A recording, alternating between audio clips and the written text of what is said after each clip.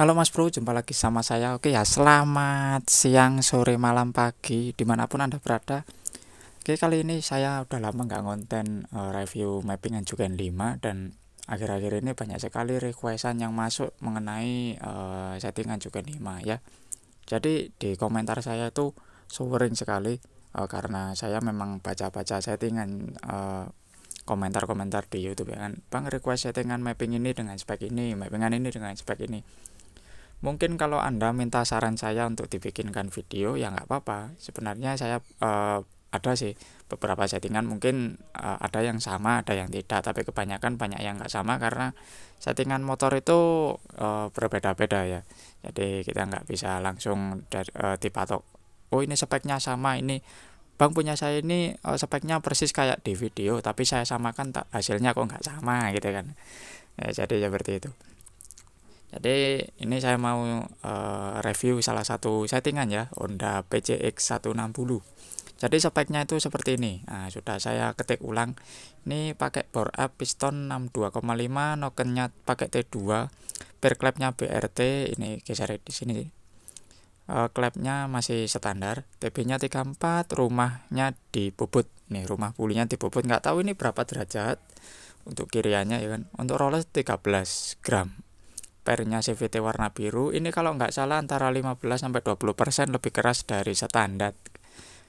Kalau nggak salah ya, mungkin kalau salah bisa dikoreksi lagi. Untuk kompresi 11,9 TPS BRT, injeksor 180 cc. Oke, kita hitung dulu untuk spek mesin ini dulu ya. Jadi untuk spek mesin kita ke main menu, terus ke mana? Ke fuel calculator. Oke, ini sudah saya hitungkan 62,5 kali 55,5 ya. Ini berdasarkan data yang saya browsing ya. Jadi ketemunya 170,3 cc. Jadi Honda ini PCX ini di power up ketemunya di 170,3 cc ya. Seperti itu. Oke, untuk fuel correction kita langsung saja. Kalau untuk base map, saya rasa nggak perlu ada perubahannya karena base map ini angkanya pasti tidak akan sama ya. Angkanya tidak akan pernah sama, setiap ECU, setiap motor tidak akan pernah sama ya. Kalau ini nggak apa-apa disamakan, tapi hanya mendekati saja. Oke, untuk fuel correction kita lihat dulu. Saya mau lihat-lihat, kita cek. Oke, injektornya tadi 180 cc ya. Oke. Nah, dengan mappingan seperti ini putaran bawahnya ini dikasih 5. Berarti untuk putaran bawahnya ini langsung disentak. Itu langsung bisa langsung jalan. Oke ya. Tapi tetap saja hasilnya nanti akan keborosan. Mungkin kalau gasnya ditahan, ya ada sedikit berebet dikit. Mungkin nggak bisa dirasakan oleh si rider karena kalau matic itu tidak apa ya, mungkin feelingnya berbeda sama motor kopling. Ketika motor keborosan sama kekeringan itu berebetnya berbeda ya. Kalau motor kopling itu keborosan dikit udah pasti kerasa berebetnya.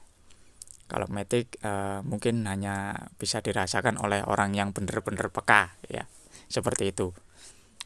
Nah, ini di putaran menengah ke atas ini dibuat minus, dibuat kering ya. Ini berarti kalau minus 12 ini mungkin sudah pas, ini bagus. Nah, yang ini lumayan. Ini 5, minus 5, minus 7, minus 8. Ini oke lah ya. Mungkin kalau yang di sini ini bisa dibuat minus atau mungkin dibuat 0 juga nggak masalah, tapi tetap aja porosan. Nah, kalau untuk fuel correction seperti ini, misalkan gini ya. Nah, gini. Ini kita coba. Wes. Ini gini. Nah, misalkan seperti ini. Kita set value angkanya 0. Nah, misalkan gini ya. Nah, ini kan otomatis dengan injektor 180 cc itu debitnya memang debit standar 180 cc yang keluar.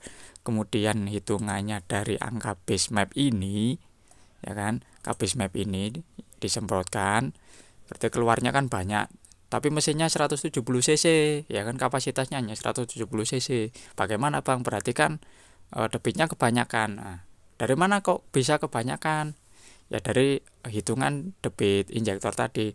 Untuk menganalisanya lebih lanjut bisa lihat menu sini, analisis ya.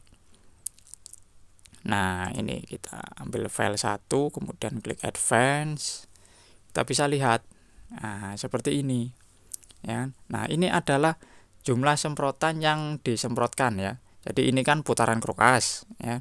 Jadi pada derajat kesekian, nah ini baru menyemprot des dari sini ya kan. Misalkan di 315 ini jadi dari 315 muter sampai ketemu di sini ya 405 derajatan sekian lah. Seperti itu ya. Ini waktu injektornya nyemprot ya kan. Jadi waktu klepnya terbuka des, nah ini baru masuk ya. Seperti itu. Itu hitungannya ya, hitungan debit semprotan yang masuk ke ruang bakar, hitungannya seperti itu ya. Bisa dipahami ya, meskipun agak blebet-blebet ya, mudah-mudahan bisa dipahami. Oke, kembali lagi ke field correction yang tadi. Kalau dari pendapat saya itu udah oke lah ya, ya udah bagus. Di putaran atasnya udah oke, hanya saja yang di putaran bawah ini mungkin bisa dibuat 0. Oh ya, catatan lagi, ini ada 70. Nah, ini info dari usernya itu untuk meminimalisir backfire. Ya, sebenarnya menu backfire itu bisa diatur di sini ya, dari TPS 0 terus RPM-nya 3000 sampai ketemu limit, atau Anda bisa atur di menu deceleration fuel ini. Sama saja, fungsinya juga sama ya kan. Bacaan yang diatur juga seperti itu ya kan. Loh, seperti ini. Sama saja. Hanya saja ini lebih simpel ya kan, daripada di fuel correction tadi secara manual. Kalau ini cara cepatnya ya kan? Seperti itu. Terus kemudian beliau curhat ke saya, motornya itu setelah di power up kecepatannya hanya sampai berapa tadi, 116 km per jam ya, maksimalnya seperti itu ya, kecepatannya seperti itu, hanya sekian kilometer per jam ya. 120 itu aja udah ngeden ya, seperti itu. Nah, untuk ke injektor timing sekarang. Injektor timing ini sepertinya beliau ini belum men-setting, atau mungkin belum berani ya, karena setting injektor timing ini kalau meleset ya motornya jadi nggak enak ya. Settingnya di mana Bang injektor timing? Settingnya di menu analisis tadi yang saya jelaskan ya. Jadi spesifikasi nokennya diatur dulu, ditulis dulu ya kan. Nah, seperti ini.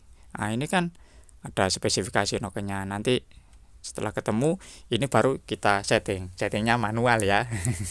Selamat berjuang setting injektor timing. nah ini belum ke setting ini. Oh ya, lumayan bagus, nggak apa-apa. Lebih baik belum di setting daripada sudah ke setting tapi hasilnya nanti berantakan. Jadi lebih baik jangan dulu ya. Oke, setelah ini di setting, cara settingnya itu sudah ada di video saya yang dulu ya kan. Terus kemudian di ignition timing. Nah, ini adalah final dari settingan kencang atau tidaknya motor Anda, itu ada di sini ya. Karena ini settingnya agak gimana ya, gampang-gampang susah. Kelihatannya kalau orang bilang, Mas kalau lihat sampean itu natanya kok enak banget, tapi kalau saya sendiri yang nata kok kayak nggak enak Mas ya, hasil settingan saya sendiri. Ya memang seperti itu. Seperti itu memang, setting injektor timing itu gampang-gampang susah. Gampang dilihat, susah dipraktekkan. Seperti itu ya. Jadi oke, untuk angka-angka di sini sepertinya lumayan oke lah ya. Tapi untuk putaran atas ini saya rasa kurang cocok ya. Untuk spek power up angka sekian ini kurang ya, ditingkatkan dikit aja ya, dikurangi atau ditambah ya, ditambah aja nggak apa-apa, tambah berapa no. Mungkin ditambah 2 derajat atau mungkin 4 derajat, terserah. yang penting grafiknya oke lah, kalau menurut saya grafiknya yang penting bagus ya kan. Nah kalau ini tadi lupa ini dibuat timing kuda masih ya, orangnya pesan sama saya tadi ya, Bang untuk yang di sini dibuat timing kuda. Oke ya, saya nggak ngerubah-rubah ya, ini hasil mappingan dari beliau. Mappingannya dibuat seperti ini untuk TPS 0. Nah seperti ini. Nah, untuk 2 sampai seterusnya ini masih bawaan ya. Nah ini masih oke. Nah ini kan mulai berbeda ya grafiknya. Nah ini menyesuaikan dari putaran gas tadi ya kan. Putaran gasnya semakin tinggi, ininya semakin naik ya kan? Tapi kenapa kok di TPS 5 ini langsung naik seperti ini ya kan? Ya itu sebenarnya untuk membuat efisiensi pembakaran lebih bagus juga kalau menurut saya sih, biar lebih efisien saat melakukan pembakaran. Karena mungkin kalau di motor yang lain itu beda-beda ya. Ada yang seperti ini, ada juga yang model-model yang lain, karena pengapian ini memang berbeda-beda. Kalau menurut saya grafiknya dibuat seperti ini ya untuk membuat efisiensi bahan bakar lebih bagus ya dari ECU-nya. Kalau menurut saya seperti itu. Nah, semakin lama semakin turun, semakin naik. Nah, ini sama persis kayak di video saya yang pernah dulu saya sampaikan, kenapa TPS semakin tinggi pengapiannya semakin turun. Ya memang itu. Ya kan? Ya itulah prinsip kerja dari CDI. Ya, kalau diinjeksikan ECU ya. Jadi seperti itu. Ya ini mungkin sedikit diangkat ya nggak apa-apa. Tapi kalau mau diturunkan atau mungkin diratakan kayak yang atas ini langsung kayak gini ya nggak apa-apa. Tapi peletakannya di mana itu terserah Anda. Nanti mau diletakkan di 30 terserah, mau di 35 terserah. Bebas. Yang penting grafiknya bagus dan yang penting hasilnya bisa maksimal. Itu saja sih saran saya. Ya mungkin itu aja sih ya untuk review kali ini. Nah ini dari review settingan ya. Nah sekarang yang saya mau bahas di speknya ini ya, spek mesin Honda PCX bore up-nya. Kalau tadi settingan kan sudah ya. Nah sekarang kembali lagi ke settingan. Piston 62,5 ini ngejar atasan, berarti ngejar power atas, karena langkahnya hanya 55,5. Jadi putaran atasnya mungkin lebih teriak lagi ya. Jadi stroke-nya kan agak pendek dikit dari motor Yamaha ya. Yamaha kayak Yamaha NMAX, Aerox itu kan stroke-nya 58,7 kalau nggak salah. Kalau nggak 57,8 ya 58,7. Nanti yang tahu bisa tulis-tulis di kolom komentar aja ya. Soalnya saya bingung juga langkahnya berapa. Yang pasti kalau nggak salah 57,8. Kalau nggak 58,7 ya segituan lah ya. Kalau Honda ini langkahnya agak pendek, jadi ngejar atasan ya. Terus nokennya pakai T2. Oke, berarti kerjanya di putaran menengah ke atas. Kalau T1 bawah sampai menengah. Range-nya berapa, Bang? Oke. Kalau untuk noken T1 itu dari putaran bawah stasioner kemudian sampai 8000 rpm, peak powernya ada di 9000 puncaknya. Nah, 9000 ke atas itu udah ya mulai perlahan-lahan menurun torsinya. Seperti itu. Nah, untuk T2 ini karakternya kalau nggak salah yang saya rasakan itu di atas 8000 baru keluar. Alias 8000 ke atas sampai 12000, puncaknya di 10.000 ya, puncak torsinya di 10.000, terus 10.000 ke atas sampai 12.000 itu mulai perlahan-lahan menurun torsinya. Kalau mau ditingkatkan atau nafasnya ingin lebih panjang dengan noken yang sama ya, caranya upgrade TB seperti beliau ini ya. Meskipun pakai klepnya standar tapi TB-nya 34, itu berarti untuk ngejar putaran atas, berarti speknya sudah bagus. Untuk klepnya standar, tidak masalah ya. Meskipun klep standar selama TB-nya ini 34 atau mungkin headnya sudah portingan, saya juga nggak tahu ini sudah portingan atau belum. Kayaknya belum karena tidak dicantumkan beliau porting apa tidak, saya juga nggak tahu. Terus untuk rollernya 13 gram, oke, roller 13 gram. Nah kalau untuk spek kirian Matic itu saya nggak begitu 100% paham untuk karakternya seperti apa, kalau mau ngejar atasan, kalau mau ngejar bawahan itu mau dibuat seperti apa, karena saya sendiri juga nggak pernah otak-atik kirian karena motor saya motor kopling seperti itu. Oke, Persivity biru, kompresi 11,9. Nah, kita bahas kompresi dulu. Kompresi semakin besar itu apakah semakin kencang sih Bang? Nah, kompresi semakin besar itu adalah untuk ngejar torsi, ya, torsi bawah. Jadi karena ini beliau pakai T2 dengan kompresi 11,9, berarti ini power bawahnya ditolong sama kompresi mesin, dan power atasnya ditolong oleh noken T2, TB34 ini, sama ini roller sama bubut puli dan per.